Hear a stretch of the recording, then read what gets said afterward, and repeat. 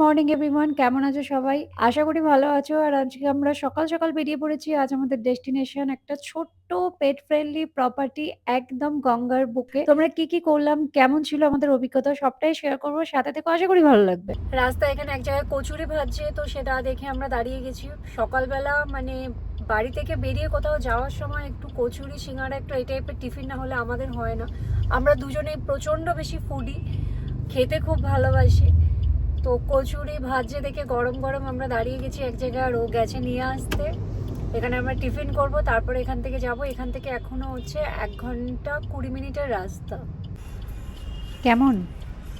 দারুণ। আচ্ছা, আমি এবার রাস্তাটার ব্যাপারে একটু বলি। আমরা যাচ্ছিলাম হাওড়া থেকে, তো বেহালা টেহালা ক্রস করে গিয়ে জোকা ক্যানেল রোড ঠাকুরপুকুর হয়ে যে রাস্তাটা, জিপিএসে ওটাই দেখাচ্ছিল, ওটাই আমরা ধরেছিলাম। রাস্তা ভীষণই সরু, এইটা তো তাও ঠিক আছে। এরপরে যে রাস্তাটা পড়বে মানে এতটাই সরু যে একটা গাড়ি মানে একবার পাস করতে পারবে, তার পাশে একটা বাইক আসলেও পাস করতে পারবে না। আমরা তো একটা সময় ভেবেছিলাম আমরা হয়তো কোনো ভুল রাস্তায় চলে এসেছি, বাট ওখানে গিয়ে জিজ্ঞাসা করার পর ওরা বলল যে না, একটাই রাস্তা, এই রাস্তা দিয়েই আপনাকে আসতে হবে। তো রাস্তা ভীষণই সরু আর রাস্তা খুব খারাপ। তো আদারওয়াইজ সবটাই ঠিক আছে। আমরা একদম পৌঁছে গিয়েছিলাম অন টাইম। আমরা পৌঁছে গেছি। গেটে ঢুকে এটাই হলো পার্কিং এরিয়া। এসে দেখছি বেশ কিছু গাড়ি আছে। অনেকে ডে আউটিং করতে এসছে। চেরু প্রচন্ড এক্সাইটেড। এটাই হলো মেইন গেট। আর বেচারা অনেকক্ষণ গাড়িতে ছিল। এখানে নেমে এবার ও কি করবে না বুঝতে পারছি না। প্রচন্ড এক্সাইটেড হয়ে গেছে। তো রিসেপশনের ফর্মালিটিও হয়ে গেছে। এবার যাবো রুমের দিকে।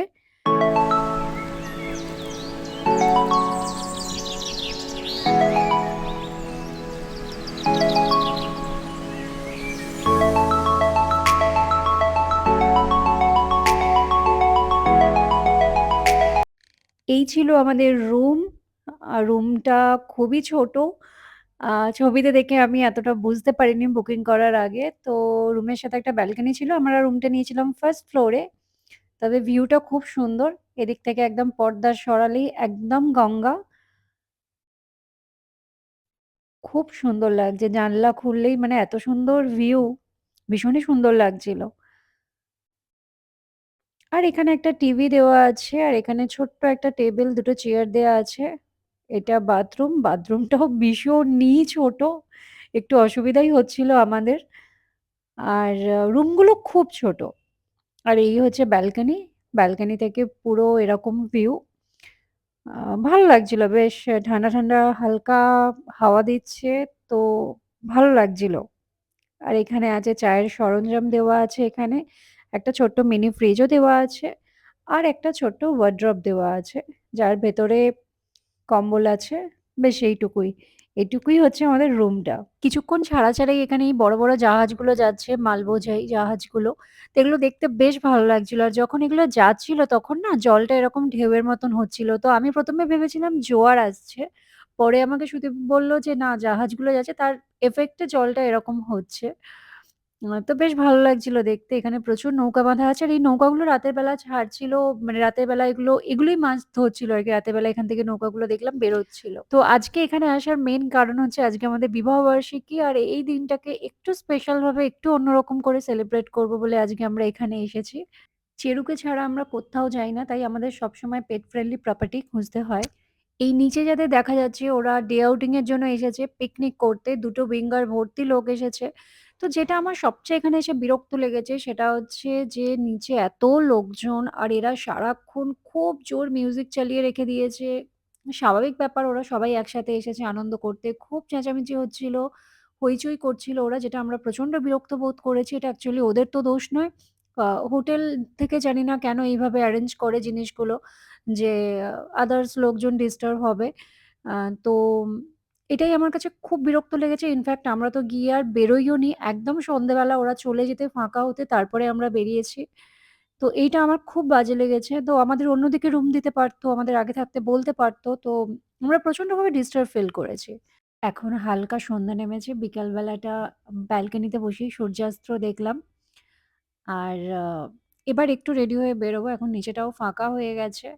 আর ওখানে একটু বসার জায়গা-টায়গা আছে। রিসর্টটা এতটাই ছোট যে রুম থেকে নেমে ওই যতটুকু দেখা যাচ্ছে ওইটুকুই। ওর বেশি আর কিছু না। তো ওইটুকুর মধ্যেই আমাদেরকে ঘুরতে হবে। সন্ধ্যেবেলা লাইট জ্বলে যেতে বেশ ভালো লাগছিল। আমরা নিচে গিয়ে বসে একটু কফি-টফি অর্ডার করব। ওখানেই বসে খাবো। আর রাতের বেলা ডিনার আমাদের রুমে বলা আছে। তো এখানে এসে আমরা অর্ডার করেছিলাম কফি আর একটু পেঁয়াজ পকোড়া। মানে যেটাকে বলে পেঁয়াজি। তো এদের খাবার কোয়ালিটি নিয়ে আমি যেটা বলব, এদের খাবারের কোয়ালিটি খুব বাজে। মানে ইভেন সকালবেলা আমরা যেহেতু মাছ-মাংস খাই না, তো আমরা একটু ডিম, পোস্তর বড়া, ডাল এইসব অর্ডার দিয়েছিলাম। পোস্তর বড়া কাঁচা, আ আলু ভাজার আলু সেদ্ধ হয়নি। তো খাবারের কোয়ালিটি খুব জঘন্য। সন্ধ্যাবেলা পেঁয়াজ পকোড়া নিয়েছিলাম, সেটাও কাঁচা। তো ওদেরকে আমি সেটা কমপ্লেইন করেও ছিলাম। আমি বলেও এসেছি। কারণ কোথাও একটা একদিনের জন্য ঘুরতে গিয়ে একটু আ খাওয়া-দাওয়া করব, সেটাও যদি ভুলভাল হয় সেটা মোটেও ভালো লাগে না। আর রাতের বেলা সন্ধ্যের পর আর কিছুই করার ছিল না। আমরা রুমেই ছিলাম, গান শুনছিলাম, আড্ডা মারছিলাম। আর চেরু এখানে খুব টায়ার্ড সারাদিন ধরে ঘুরে।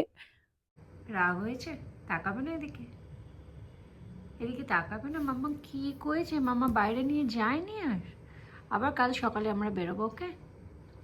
আবার কাল সকালবেলা ৬টার সময় উঠে যাবো আমরা। দিয়ে আবার বাগানে ঘুরুঘুরি করতে যাবো। এখন আর বেরোনো যাবে না। না, বাইরে খুব ঠান্ডা। চেয়েও তো ঠান্ডা লেগে যাবে। ঘুম করে নাও, এখন একটু ঘুমও করে নাও। কালকে সকাল সকাল আবার ডেকে দেবো। উঠে চেরো ঘুরু করতে যাবে, ওকে?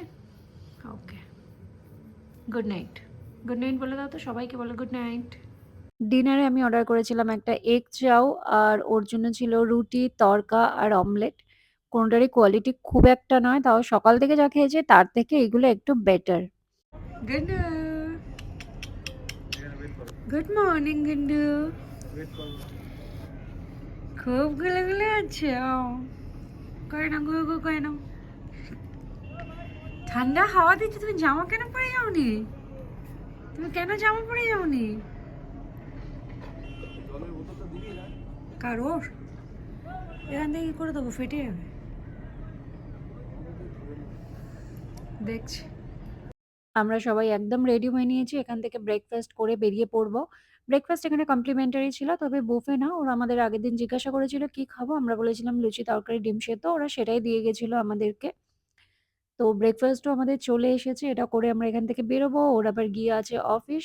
একটা দিন একটা কোনো স্পেশাল দিন বাড়ি থেকে একটু দূরে নিজেদের মতন করে কাটাতে ভালোই লাগে। তো আমরা চেষ্টা করি জন্মদিন বা বিবাহবার্ষিকী এইগুলোতে কোথাও একটা যেতে, কাছাকাছি হলেও কোথাও একটা গিয়ে একটা দিন একটু অন্যরকমভাবে কাটাতে।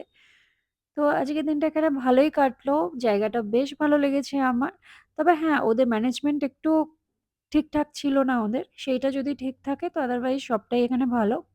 তো চলো টাটা, দেখা হবে আবার পরের একটা ব্লগে। ভালো থেকো সবাই। ব্লগটা যদি ভালো লাগে অবশ্যই একটা লাইক করো, কমেন্টস করো। আর চ্যানেলটাকে অবশ্যই সাবস্ক্রাইব করে দিও। চেরু খুব টায়ার্ড হয়ে গেছে। কাল থেকে প্রচন্ড দৌড়াদৌড়ি করেছে ও এখানে এসে। তো চলো টাটা, দেখা হচ্ছে আবার।